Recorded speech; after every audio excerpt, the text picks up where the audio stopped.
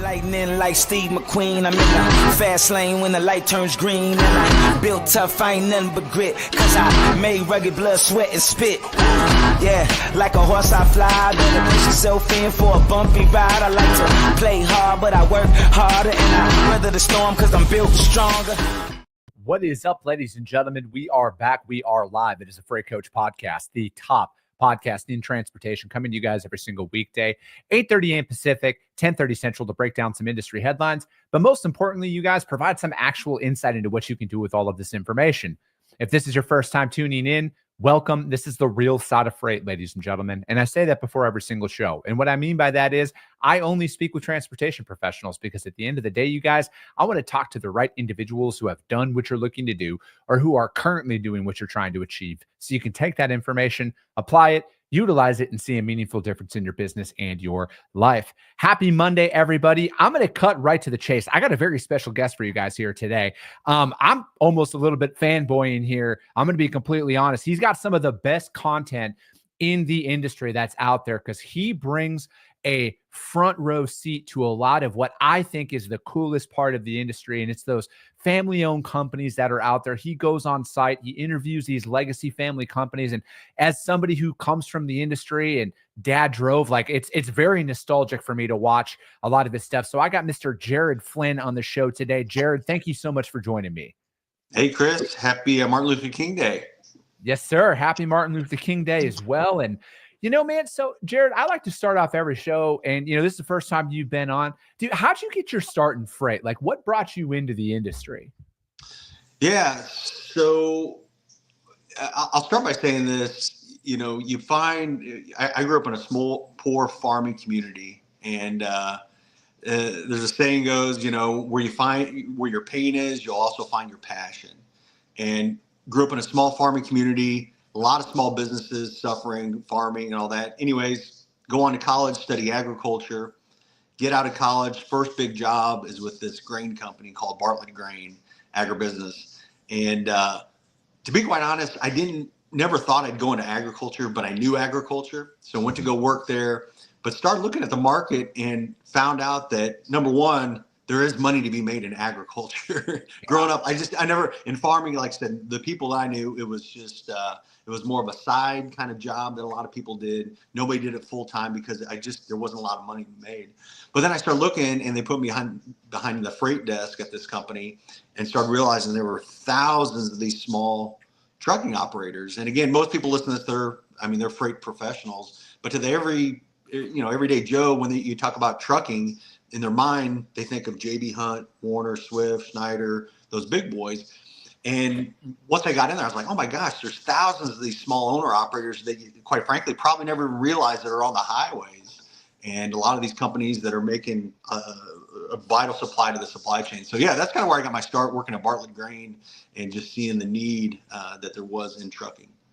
So I'm going to jump all around here because from my perspective, knowing that, kind of coming into this industry, that helped me have a better understanding of kind of how I approached things. Like I was, even though I came from the industry, like when I first started brokering as well, it was always that's all you saw was those megas and everything else. But like same thing, like we establishing those relationships with those smaller carriers that were out there and really kind of finding how they wanted to like the lanes that they wanted to operate. But then, also cultivating that niche, like you brought up bulk there, like, we specialize in, full truckload flatbed, right? Like that's the best way to describe what I do. And, I've called a couple of places here over the last couple of weeks, and that's all they do. They're like, hey man, we're bulk. And, I'm smart enough, I guess, at this point in my life to be like, yeah, I don't even want to attempt to do that because, it is a whole other understanding of the industry and, pricing it out, and everything else by the hundredweight or however the customer needs that done and not having an understanding of that and being able to bring that product out there. So, when I first saw your content, it was probably 4 some years ago, I want to say was when I saw, or, in that time frame, and I fell onto your YouTube channel And, I am like, I get, every time I hear a Jake break to this day, it triggers an emotion of like hearing my dad coming home. And so it's like when I saw your channel, I'm like, man, I love these stories. I love the family owned companies, like we were just talking about the family in Pennsylvania where, they still had their dad's original, like 1967 Pete running out there. Another one that comes to mind was a company in Minnesota who just does bulk liquid, like I believe just oils. They got, I know that they have red trucks. That's all that comes up. They have like a 60, 70 fleet operation that's out there that kind of comes down. And I think they do farming and trucking. And I'm like, man, like for me, it's the nostalgia of growing up in that. But like, I'm just from a small farming community in northern Wisconsin, like, and that's all that we saw out there. So it's like, and then you being boots on the ground, interviewing these families, and like, that's trucking to me. No offense to any of the larger operations or companies that are out there, but that's trucking to me. And that's what I love the most about this industry. Yeah. And as I said earlier, I'll end where you find where your pain is, you'll find your passion. One thing I realized when I worked at this company, Bartlett Grain, a lot of people really had a stigma towards these small owner operators. And again, when I worked at this company, I worked with a lot of these commodity traders, merchandisers, and a lot of times they'd say, "Hey, Jared, go find me a truck." And I'm like, "You mean go hire like a professional driver?" But I mean, there was just this where, hey, I need 5 trucks here, need 10 trucks here, da da da da da da. But I realized like they were just really thinking about it as a commodity, another commodity, and that's where I saw that, man, these people, they have families, they have homes, they have farms, and how do we kind of lift them up? And actually, another colleague when I worked at Bartlett, there was a joke that a lot of people would really, characterize your everyday truck driver as a quote dirtball. That's what a lot of people thought of them. And we said, man, we got to change this perception of the trucking. But yeah, I'll say this, so I just saw that there was a way that, man, if we could lift these people up, serve this class better, number one, they deserve it. Number two, we'll have a client for life. And that's kind of why we do, we talk about the content in 2020.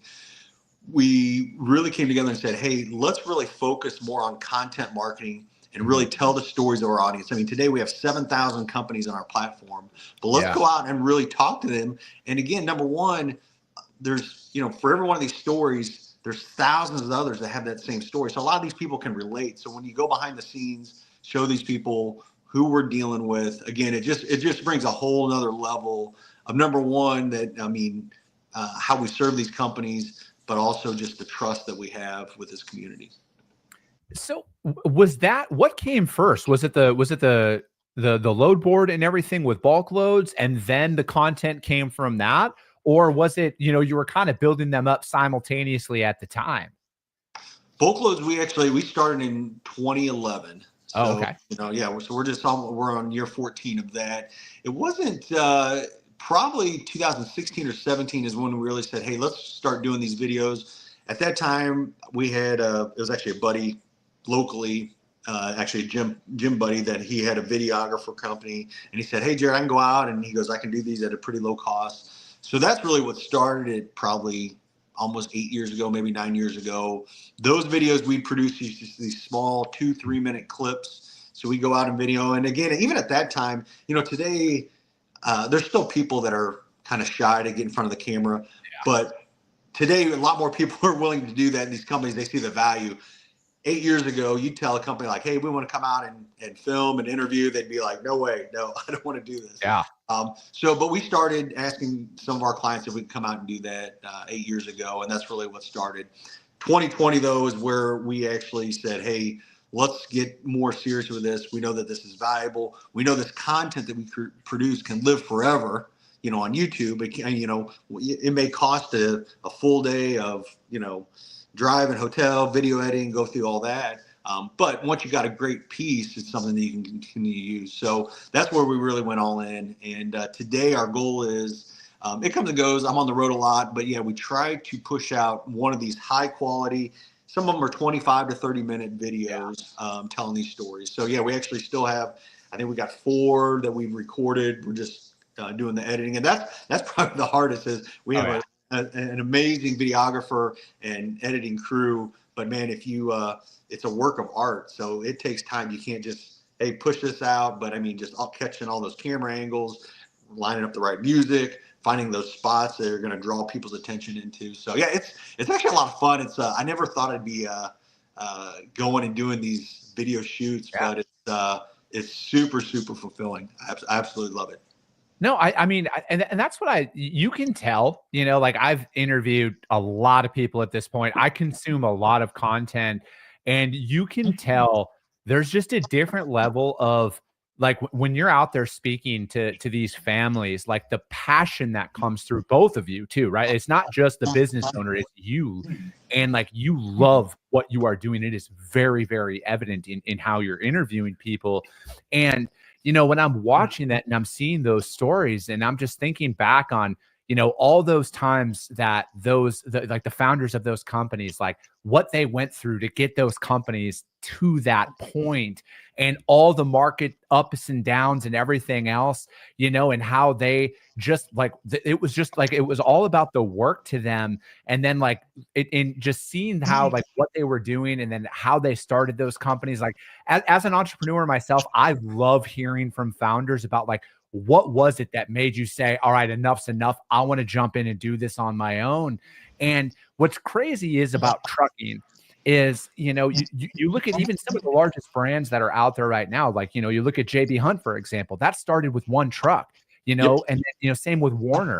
That's where their story came from. Martin Refrigerated in Wisconsin out of Mondovi. That started with one truck back in the day. And then how these all just compound over time, over a 80, 90, 100 years in trucking and stuff like that. And then you find those ones where, it was a family-owned company and they grew it to a size and like, they're like, hey, this is as big as we want to go, and then like they really rely on that. And I just, again, I love that style of content. I love those stories of those family-owned businesses and, where it went, the founder's still involved. They might be 90 years old, but they're still showing up every day. And then their kids are running it. And now the grandkids are starting out in the shop and, and banging tires and stuff like that. Cause dude, like that was my first job, was washing the rims on my dad's truck when he came home. Like that was it.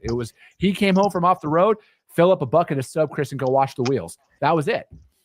Yeah. Well, over on our load board today, we gladly serve over 7,000 trucking companies, but obviously a lot of these are small onesie twosie. Some have been in the business for years, some new, but you know how this is. You got a lot of, I should say a lot, but there's a lot of naysayers in the industry. And when I first started in the industry, you see this very cyclical, cycle, this churn of trucking companies that kind of come in and out.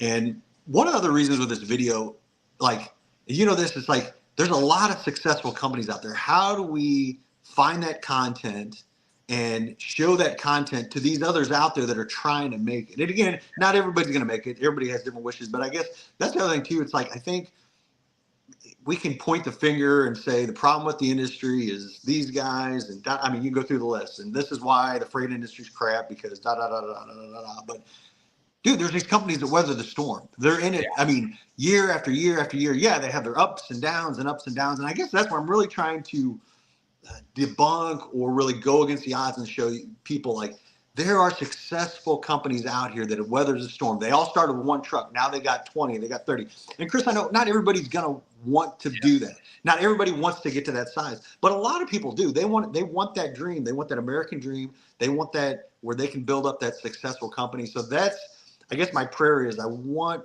to show this content to show people that there are ways to make it in there. There's a saying, and I'll pass it back to you.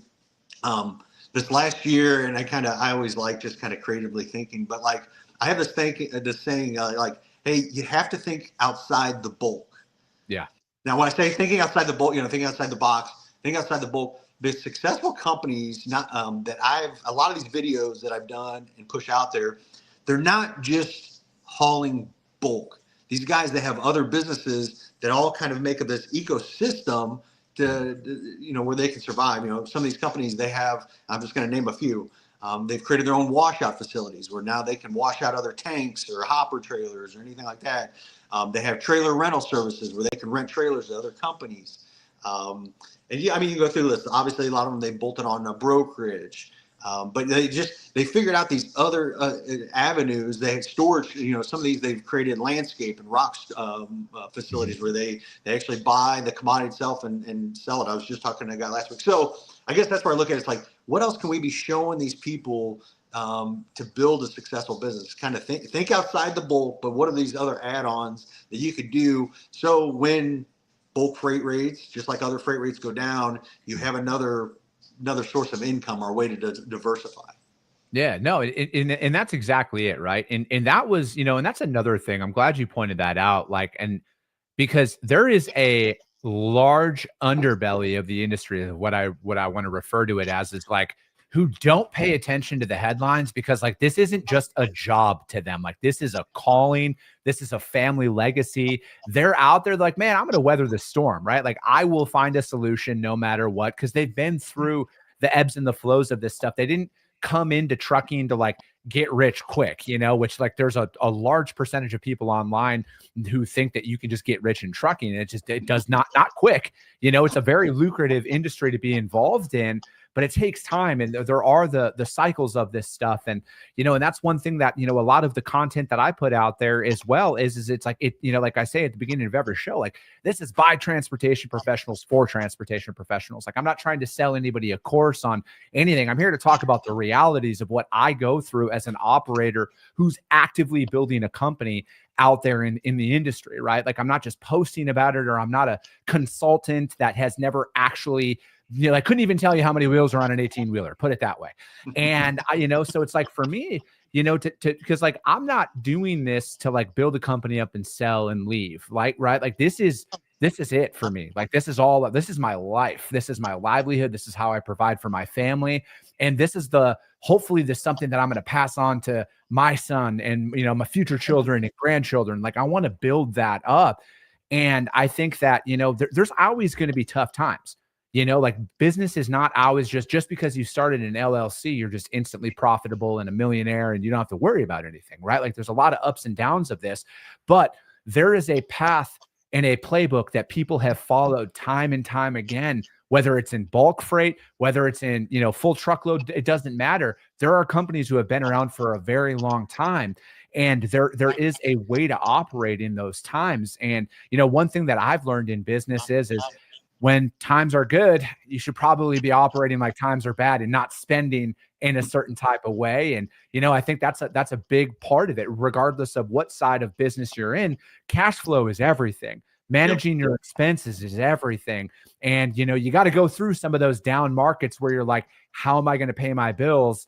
Before you actually realize like, all right, I got to stop spending. I got to cut where I can. I got to improve my margins in any way that I possibly can so I can be competitive out there and compete. Because although the bulk side of the industry is different from like a pricing perspective on like the full truckload rate per mile style of thing. Like you were saying, man, you guys have ups and downs. You guys are, I'm sure commodities are traded at, higher levels and lower levels, and you got to find a way to make that work.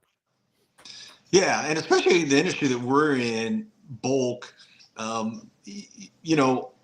trucking competes with railroads and barge and vessel, but the industry that we're in, I would say it's even more. And the reason for that is barges, vessels, railroads, they absolutely love bulk commodities because they can load it fast, they can unload it fast, they can keep moving quicker than, hauling, like I said, lumber or cars or anything like that. So in our industry, especially bulk, like I said, I think for us, you see smaller, there's coast to coast freight that moves, but in our industry, it's more pocketed. It's more regional. You're not going to see, people ask all the time. I think if you average, and this is just a guess, but all bulk freight as a whole, bulk trucking freight, most of it moves on average probably 200 miles. It really doesn't move much further than that just because of the outside forces, competitive forces that you have with, again, rail, barge, vessel, to compete against it.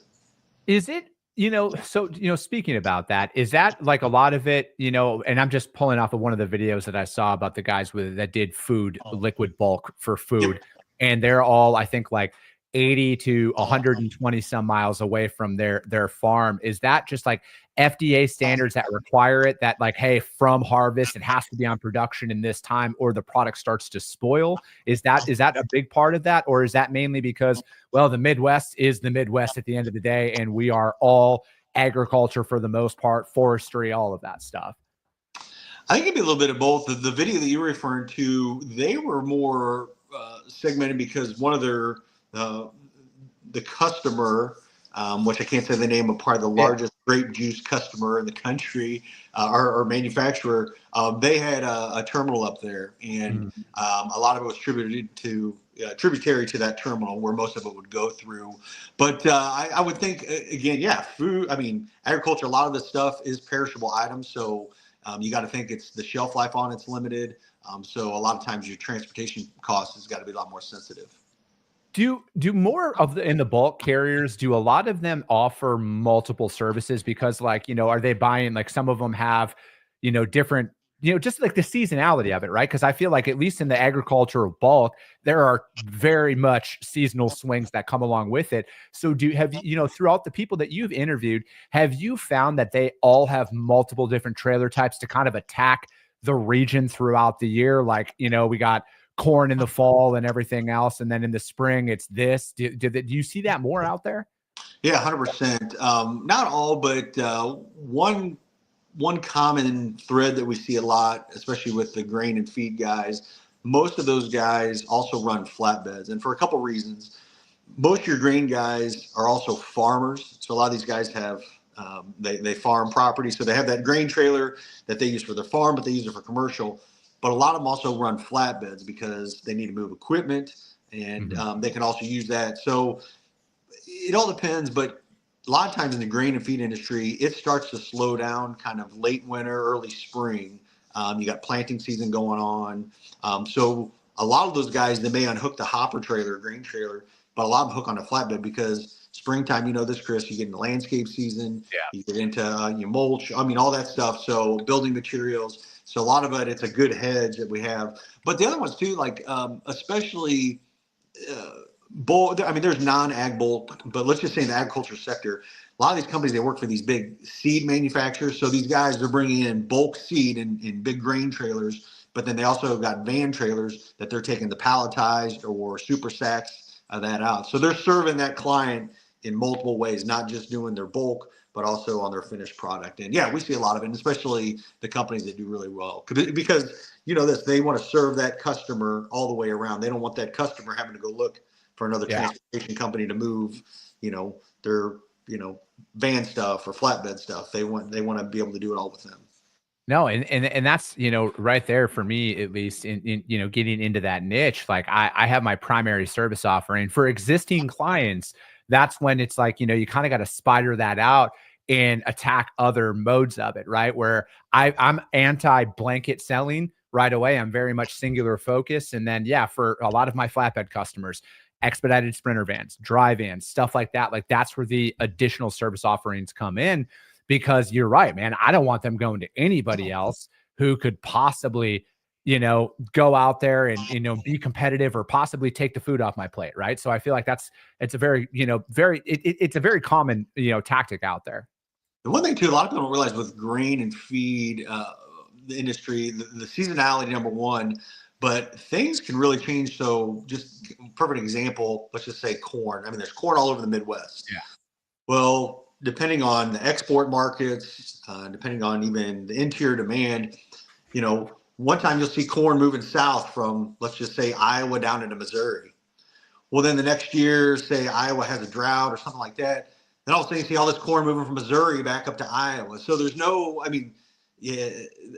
there's some patterns, but especially in the grain and feed industry, you can see things just turn on a dime. You can see the market being hot now in Kansas, and then the next year it's the complete opposite. And I think that's why, people always talk, a lot of our big grain companies, big agribusinesses don't run big trucking fleets. And I think that's one of the reasons why, because of the seasonality. ADM and Cargill, they do have some dedicated freight, and I don't know the company on the inside, but I would say crazy amount is all for hire or hired out versus their own.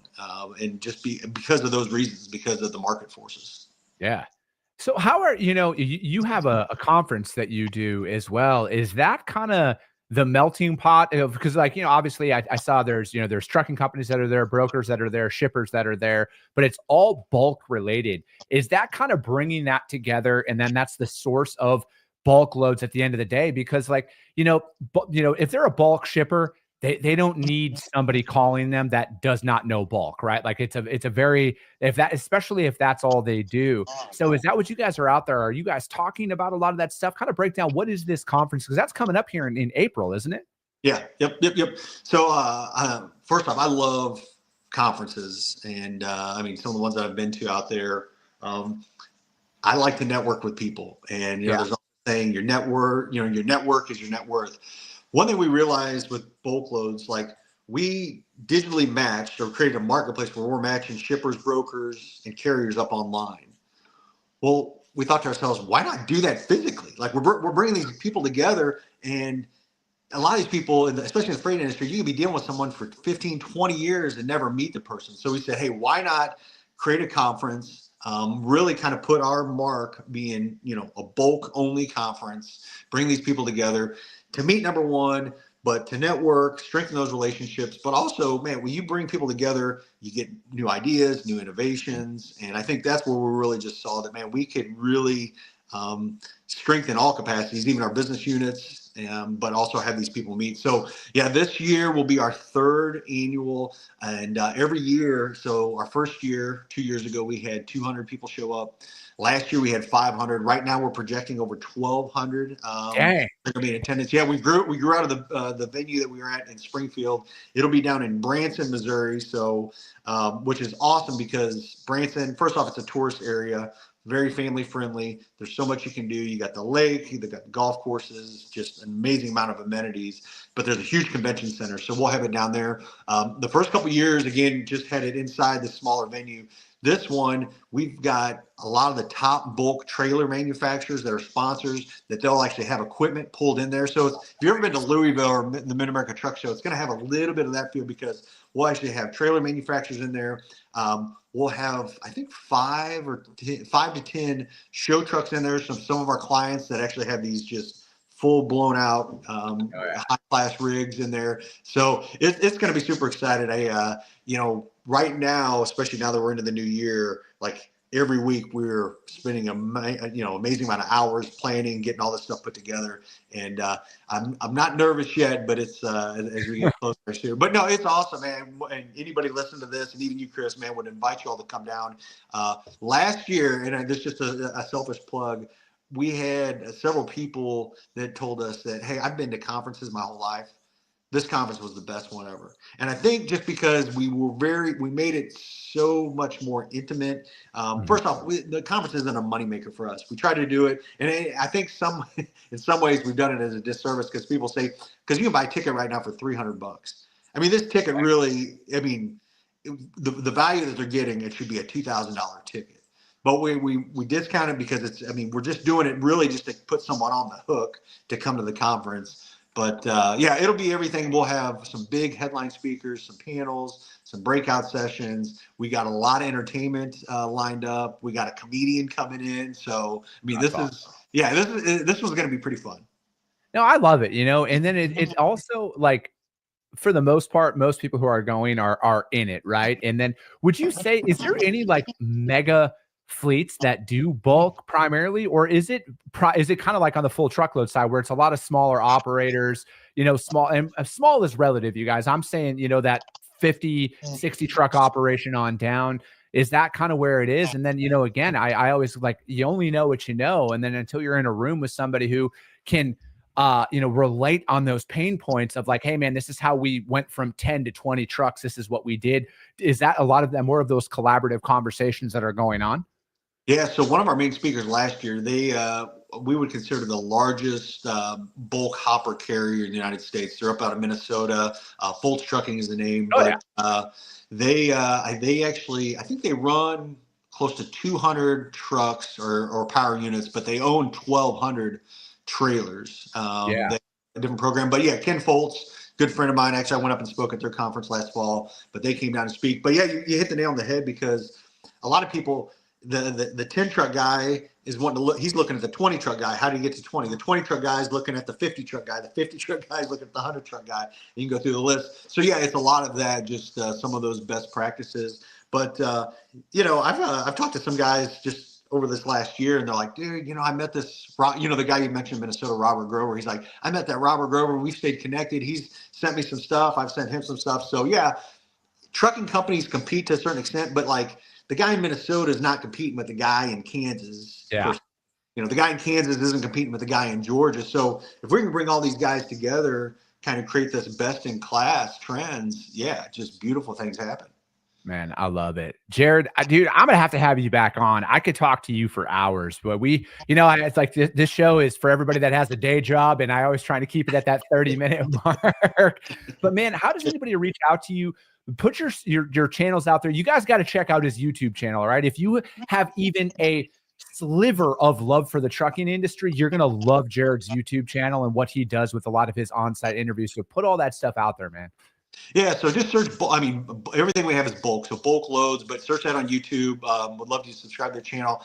I'm just like you, Chris. I'm huge on LinkedIn, so you can find me on LinkedIn. I connect with everybody. I love to network and see how I can help others, or work together with people. So find me there. If you are a company out there and you maybe don't deal with bulk, or maybe you deal with a little bulk, you're trying to figure out how to deal more with it, check out bulkloads.com. We do a subscription base, but yeah, we can walk you through anything from dry bulk, liquid bulk. I'm not going to name all the trailer types, but if you have a client that's dealing with bulk, yeah, we'd love to talk to you. Hey, Chris, before you go, man, I just want to say, it was a while back, man, you kind of talked about your alcoholism. Man, dude, I just want to say, praise God. Thank you for acknowledging that. And I think, dude, you probably hit a lot more people than you realize that probably suffer in that same area. And I think you have helped probably heal a lot of people. So I just want to say, praise God for you. And thank you for being bold about doing that. No, absolutely, man. That's the whole point is I kind of got a point with that where I'm like, man, I can't be the only one. And if my story just helps one person, it's worth telling. And that's what, that's the beauty of content and everything now, Jared, is it's like, I wish more people were more open to speaking their truth, because it's not as scary as you'd think. And, ultimately, I don't do this, I'm not doing this to get famous, man. I'm just doing this to help others. And if my story can help somebody out there, man, that's what it's all about to me. So if you ever have me on, I got some truth that I'll tell that'll shock some people. So yeah, no, absolutely, man. We'll have to run this back sometime, Jared, but I appreciate it. And that's going to be it for today, you guys. As I know you guys got value out of this one. And if you did and you're not subscribed, subscribe to the show. If you're feeling really anxious about it, rank this on iTunes and Spotify as well, because if you saw value, that's how your network's going to probably see value as well. I appreciate you guys. I love you guys, and we'll be talking to you soon.